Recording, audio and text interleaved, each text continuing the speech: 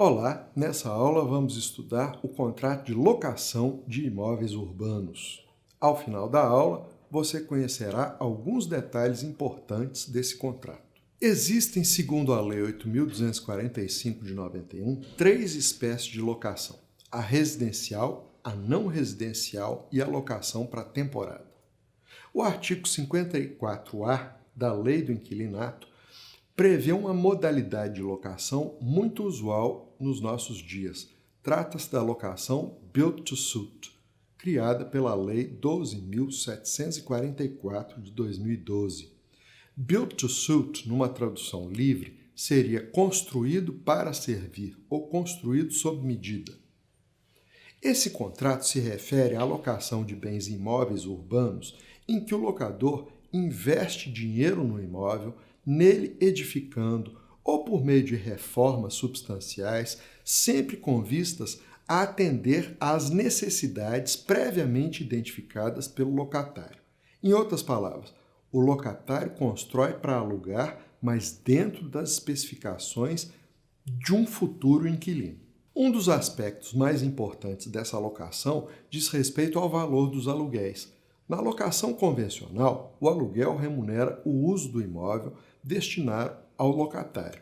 No contrato Build to Suit, o aluguel deve abarcar, para além do uso, o investimento realizado para personalizar o imóvel ou construí-lo exclusivamente para atender às necessidades de um certo inquilino. O locador pode até se endividar a fim de realizar a construção. Na locação Build to Suit, prevalecerão as condições livremente pactuadas no contrato respectivo e as disposições procedimentais previstas na Lei 8.245. Poderá, além disso, ser convencionada a renúncia ao direito de revisão do valor dos aluguéis durante o prazo de vigência do contrato de locação. E em caso de denúncia antecipada do vínculo locatício pelo locatário, compromete-se ele a cumprir a multa convencionada, que não excederá, porém, a soma dos valores dos aluguéis a receber até o termo final da locação. Com isso, o legislador protegeu o locador de uma denúncia antecipada do contrato por parte do locatário, o que poderia ser extremamente oneroso para o locador que investiu no imóvel conforme as especificações do próprio locatário. Segundo a Lei 8.245, Lei do Inquilinato, continuam reguladas pelo Código Civil e por outras leis especiais as locações de imóveis de propriedade das pessoas de direito público, as locações de vagas autônomas de garagem ou de espaços para estacionamento de veículos, de espaços destinados à publicidade, de apartamentos em aparte-hotéis, hotéis residência ou equiparados, assim considerados aqueles que prestem serviços regulares a seus usuários e, como tais, sejam autorizados a funcionar, e o arrendamento mercantil ou leasing, em qualquer de suas modalidades, financeiro, de retorno ou operacional. Havendo mais de um locador ou mais de um locatário, entende-se que sejam solidários se o contrário não se estipulou. Os ocupantes de habitações coletivas multifamiliares presumem-se locatários ou sublocatários, também salvo disposição contrária. Durante o prazo estipulado para a duração do contrato, não poderá o locador reaver o imóvel alugado. Com exceção da locação Build to Suit pelas razões que vimos há pouco, o locatário poderá restituir o imóvel pagando a multa pactuada proporcional ao período de cumprimento do contrato, ou, na sua falta, a que for judicialmente estipulada. Contudo, o locatário ficará dispensado da multa se a restituição do imóvel decorrer de transferência pelo seu empregador, privado ou público, para prestar serviços em localidades diversas daquela do início do contrato, e se notificar por escrito o locador com prazo de, no mínimo, 30 dias de antecedência. As sublocações aplicam-se no que couber as disposições relativas às locações. Por serem acessórias, finda a locação, qualquer que seja a sua causa, extingue-se também as sublocações, podendo o sublocatário exigir perdas e danos do sublocador. Por outro lado, o sublocatário responde subsidiariamente junto ao locador pela importância devida ao sublocador quando este for demandado e ainda pelos aluguéis que vencerem durante a lide. Em relação ao aluguel, a sua convenção é livre, não podendo ser estipulado em moeda estrangeira nem estar vinculado à variação cambial ou ao salário mínimo. A ideia é evitar uma sobrecarga de pressão no câmbio ou no salário mínimo, além das pressões que já sofrem naturalmente. Nas locações residenciais serão observados os critérios de reajustes previstos na legislação específica. Todavia, em tese, as partes podem fixar de comum acordo um novo valor para o aluguel, bem como inserir ou modificar cláusula de reajuste. Ainda em relação ao aluguel, o locador não poderá exigir antecipadamente, a não ser nas locações para temporada, ou no caso em que a locação não esteja assegurada por alguma modalidade de garantia, quando o locador poderá exigir do locatário o pagamento do aluguel e encargos até o 6º dia útil do mês vincendo. O aluguel nas habitações coletivas multifamiliares, a soma dos aluguéis não poderá ser superior ao dobro do valor da locação. E na sublocação não poderá exceder o da locação, sob pena de o sublocatário ficar autorizado a reduzir o aluguel até os limites do aluguel da locação.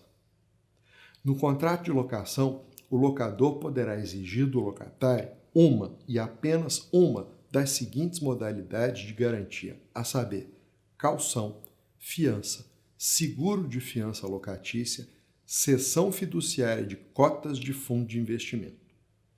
A caução poderá ser em bens móveis ou imóveis. A caução em bens móveis deverá ser registrada em cartório de títulos e documentos. A em bens imóveis deverá ser averbada à margem da respectiva matrícula. Já a caução em dinheiro, que não poderá exceder o equivalente a 3 meses de aluguel, será depositada em caderneta de poupança autorizada pelo poder público e por ele regulamentada, revertendo em benefício do locatário todas as vantagens dela decorrentes por ocasião do levantamento da soma respectiva. Por outro lado, a caução em títulos e ações deverá ser substituída no prazo de 30 dias em caso de concordata, falência ou liquidação das sociedades emissoras desses títulos. Salvo disposição contratual em contrário, qualquer das garantias da locação, inclusive a fiança, se estende até a efetiva restituição do imóvel, ainda que prorrogada a locação por prazo indeterminado. O locador poderá exigir novo fiador ou a substituição da modalidade de garantia nos casos de morte, ausência, interdição, recuperação judicial, falência ou insolvência do fiador, alienação ou oneração de todos os bens imóveis do fiador ou sua mudança de residência sem comunicação ao locador, dentre outras causas que deixem o fiador em estado de insolvência ou pré-insolvência. O fiador poderá notificar o locador de sua intenção de se desonerar quando a locação se prorrogar por prazo indeterminado. Ocorrida a notificação, o locador poderá exigir a substituição da garantia ou a apresentação de um novo fiador. De todo modo, o fiador que assim se desonere continua obrigado por todos os efeitos da fiança durante 120 dias após a notificação ao locador. Em todos esses casos, o locador poderá notificar o locatário para apresentar uma nova garantia no prazo de 30 dias, sob pena de resolução antecipada do contrato. Por fim, o contrato de fiança locatícia abrangerá a totalidade das obrigações do locatário. Como visto ainda há pouco, não estando a locação garantida por qualquer dessas modalidades, o locador poderá exigir do locatário o pagamento do aluguel e encargos até o 6º dia útil do mês vincendo. Quanto às obrigações das partes, o locador é obrigado a Entregar ao locatário o imóvel alugado em estado de servir ao uso a que se destina. Garantir durante o tempo da locação o uso pacífico do imóvel locado. Manter durante a locação a forma e o destino do imóvel. Responder pelos vícios ou defeitos anteriores à alocação. Fornecer ao locatário, caso este solicite, descrição minuciosa do estado do imóvel quando de sua entrega, com expressa referência aos eventuais defeitos existentes. Fornecer ao locatário recibo discriminado das importâncias por este pagas, vedada a quitação genérica. Pagar as taxas de administração imobiliária, se houver, e de intermediações nestas compreendidas as despesas necessárias à aferição da idoneidade do pretendente ou de seu fiador. Pagar os impostos e taxas e ainda o prêmio de seguro complementar contra fogo que incidam ou venham a incidir sobre o imóvel, salvo disposição expressa em contrário no contrato. Exibir ao locatário, quando solicitado, os comprovantes relativos às parcelas que estejam sendo exigidas. Pagar as despesas extraordinárias de condomínio. O locatário, por sua vez, é obrigado a pagar pontualmente o aluguel e os encargos da locação, legal ou contratualmente exigíveis, no prazo estipulado ou, em sua falta, até o 6º dia útil do mês seguinte ao vencido, no imóvel locado, quando o outro local não tiver sido indicado no contrato. Servir-se do imóvel para o uso convencionado ou presumido, compatível com a natureza deste e com o fim a que se destina, devendo tratá-lo com o mesmo cuidado como se fosse seu. Restituir o imóvel, fim da alocação, no estado em que o recebeu, salvo as deteriorações decorrentes do seu uso normal. Levar imediatamente ao conhecimento do locador o surgimento de qualquer dano ou defeito cuja reparação a ele incumba, bem como as eventuais turbações de terceiros. Realizar a imediata reparação dos danos verificados no imóvel ou nas suas instalações provocadas por si, seus dependentes, familiares, visitantes ou prepostos. Não modificar a forma interna ou externa do imóvel sem o consentimento prévio e por escrito do locador. Entregar imediatamente ao locador os documentos de cobrança de tributos e encargos condominiais, bem como qualquer intimação, multa ou exigência de autoridade pública, ainda que dirigida a ele, locatário. Pagar as despesas de telefone e de consumo de força, luz e gás, água e esgoto.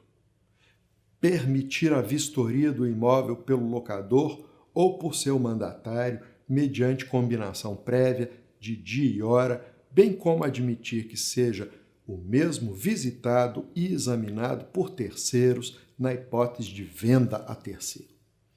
Cumprir integralmente a convenção de condomínio e os regulamentos internos. Pagar o prêmio do seguro de fiança. Pagar as despesas ordinárias de condomínio. No edifício constituído por unidades imobiliárias autônomas de propriedade da mesma pessoa, ou seja, quando não houver condomínio, os locatários ficam obrigados ao pagamento das despesas ordinárias de manutenção, desde que comprovadas. Isso se deve exatamente ao fato de inexistir condomínio por todas as unidades pertencerem ao mesmo dono. Caso o imóvel necessite de reparos urgentes, cuja realização incumba ao locador, o locatário é obrigado a consenti-los. Se os reparos durarem mais de 10 dias, o locatário terá direito ao abatimento do aluguel proporcional ao período excedente. Se mais de 30 dias, poderá denunciar o contrato. No caso de venda, o locatário tem preferência para adquirir o imóvel locado em igualdade de condições com terceiros, devendo o locador dar-lhe conhecimento do negócio mediante notificação judicial, extrajudicial ou outro meio de ciência inequívoca. O direito de preferência do locatário caducará se não manifestada de maneira inequívoca a sua aceitação integral à proposta no prazo de 30 dias. Por outro lado, ocorrendo a aceitação da proposta pelo locatário, a posterior desistência do negócio pelo locador acarreta responsabilidade integral pelos prejuízos ocasionados.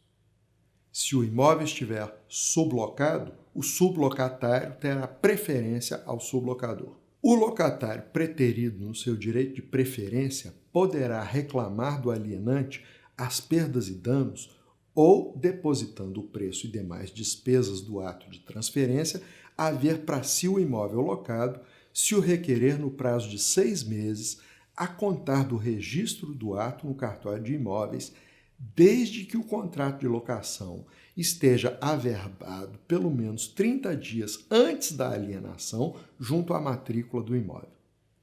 A averbação far-se-á à vista de qualquer das vias do contrato de locação, desde que subscrito também por 2 testemunhas. Vistas as principais nuances da alocação de imóveis urbanos, passemos à análise das ações a ela relativas, começando pela de despejo. A ação de despejo, seja qual for o fundamento do término da locação, será a ação do locador para reaver o imóvel, a não ser que a locação termine em decorrência de desapropriação com a emissão do expropriante na posse do imóvel.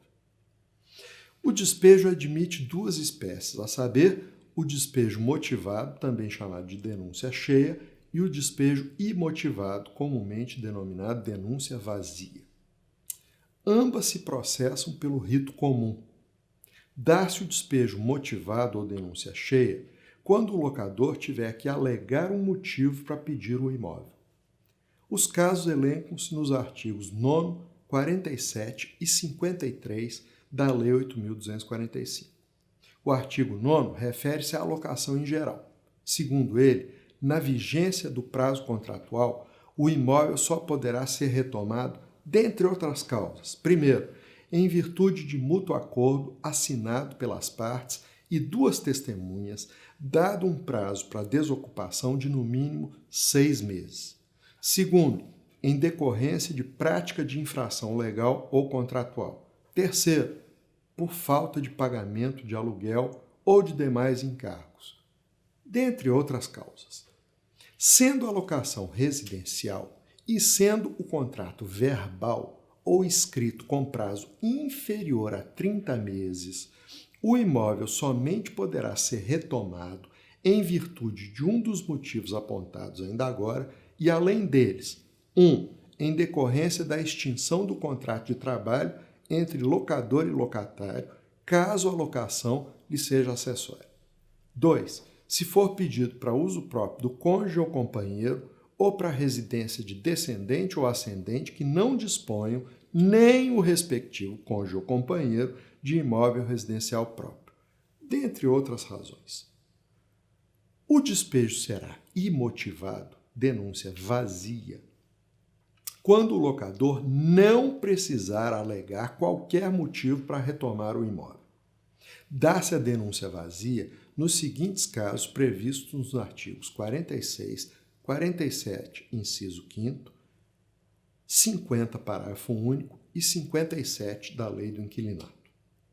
Primeiro, quando o contrato de locação residencial for escrito com prazo estipulado de no mínimo 30 meses, desde que se faça notificação prévia, uma vez vencido aquele termo, assinando-se prazo de pelo menos 30 dias para desocupação. Nos contratos de locação residencial escritos ou verbais, se a vigência ininterrupta da locação ultrapassar 5 anos. Nos contratos de locação para temporada que se indetermine após 30 meses de seu termo inicial. Uma quarta razão, nos contratos de locação não residencial por prazo indeterminado, com notificação prévia de 30 dias. Ainda, nos contratos de locação residencial celebrados até 1991, ou seja, sob os auspícios da lei antiga, cujo prazo se indeterminar, concedidos por notificação prévia 12 meses para desocupação. Nas ações de despejo, haverá liminar para desocupação em 15 dias, independentemente da audiência da parte contrária, e desde que prestada a caução no valor equivalente a 3 meses de aluguel, nas ações que tiverem por fundamento exclusivo uma dessas causas, dentre outras, o descumprimento do mútuo acordo celebrado por escrito e assinado pelas partes e por 2 testemunhas, no qual tenha sido ajustado o prazo mínimo de 6 meses para desocupação, contado da assinatura do instrumento.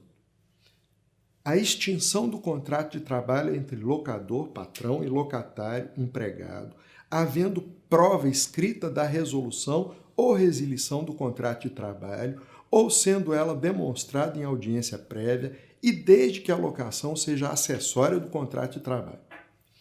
O término do prazo da locação para a temporada, tendo sido proposta a ação de despejo em até 30 dias após o vencimento do contrato, dentre outras razões. Para encerrar, 4 observações fazem-se necessárias no que toca à ação de despejo. Primeiramente, só a ação de despejo é adequada para a retomada do imóvel alugado. A ação de reintegração de posse não se presta a esse fim. Em segundo lugar, a sentença que conceder o despejo poderá ser executada de plano, tendo o recurso apenas efeito devolutivo. Em terceiro lugar, na denúncia vazia, o locatário, sendo a locação residencial, poderá concordar com o pedido de despejo e requerer 6 meses para se retirar, sendo o juiz obrigado a lhe outorgar. Por fim, o prazo de desocupação assinado na sentença de despejo será de 30 dias em geral. Será, no entanto, de 15 dias se entre a citação, primeiro ato processual para o réu, e a sentença, último ato processual, houver decorrido mais de 4 meses, ou se o despejo for por falta de pagamento, descumprimento de obrigação contratual ou por denúncia vazia em contratos escritos com prazo superior a 30 meses. Outra ação importante é a de consignação em pagamento. Será proposta sempre que o locatário quiser pagar aluguéis ou quaisquer outras parcelas devidas e o locador não quiser ou não puder recebê-los. Uma outra ação é a revisional de aluguéis. O objeto dessa ação é o reajustamento do valor dos aluguéis defasado pela inflação. Pode ser proposta pelo locador de 3 em 3 anos, se nesse período não houver ocorrido nenhum reajuste acima dos índices legais ou contratuais. Poderá ser também proposta pelo locatário, com o fim de minorar o valor dos aluguéis. O rito da revisional será o comum. Ao designar a audiência de conciliação, o juiz, se houver pedido e com base nos elementos fornecidos tanto pelo locador quanto pelo locatário, ou nos que indicar, fixará um aluguel provisório que será devido desde a citação nos seguintes moldes. Em ação proposta pelo locador, o aluguel provisório não poderá ser superior a 80% do pedido. Em ação proposta pelo locatário, o aluguel provisório não poderá ser inferior a 80% do aluguel vigente. Por fim, uma última ação é a renovatória. Aplica-se às locações não residenciais em cujo imóvel o locatário exerça atividade econômica com fins de lucro. Nesses casos, o locatário poderá propor ação renovatória pedindo ao juiz que obrigue o locator a renovar o contrato por mais um período de prazo igual ao contrato renovando. Algumas condições devem ser, todavia, atendidas para que o juiz conceda esse direito. São as seguintes. Primeiro, o contrato renovando deve ser escrito com prazo estipulado de no mínimo 5 anos. Admite-se, contudo, que se possa somar vários contratos escritos com prazo inferior a 5 anos. Dessa maneira, se um mesmo locatário apresentar 3 contratos com prazo de 2 anos celebrados com o mesmo locador, tendo como objeto o mesmo imóvel, somam-se 6 anos, satisfazendo-se a exigência legal. Logicamente, terão que ser os 3 contratos celebrados um após o outro, sem lapso de tempo entre eles. Segunda, o locatário deve estar explorando o mesmo ramo, ou seja, exercendo a mesma atividade há pelo menos 3 anos. Terceira, o locatário deverá intentar a ação renovatória no primeiro semestre do 5º ano. Este prazo de 6 meses é decadencial. O locador poderá se defender na ação renovatória, não se renovando o contrato, se por determinação do poder público tiver que realizar no imóvel obras que importem sua total transformação ou para fazer modificação que aumente o valor do negócio ou da propriedade. Também poderá o locador requerer o imóvel para uso próprio ou para uso de sociedade que detenha ele, locador, seu cônjuge, ascendente ou descendente, a maioria do capital. A lei não se refere ao companheiro do locador, neste caso. Nós entendemos, todavia, que, por analogia, poderia o locador requerer o imóvel para uso de sociedade em que o seu companheiro detivesse a maioria do capital social. Por fim, caso a locação não seja renovada, o juiz, a requerimento do locador, mandará expedir mandado de despejo com prazo de 30 dias para a desocupação do imóvel. É isso aí. Até a próxima aula.